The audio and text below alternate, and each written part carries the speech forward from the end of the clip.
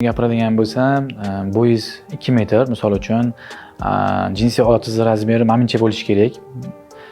Bo'yingiz 1,5 metr, jinsiy a'zoingiz razmeri 15 santimetr bo'lishi kerak degan narsa yo'q. Endi albatta jasadimiz, ya'ni bo'yimiz katta, endi shunga yarasha Alloh taolo bergan bo'lishi kerak. Shunaqa holatlarni ko'ramiz, bo'yi baland, jinsiy a'zosi kichkina, bo'yi past, jinsiy a'zosi katta.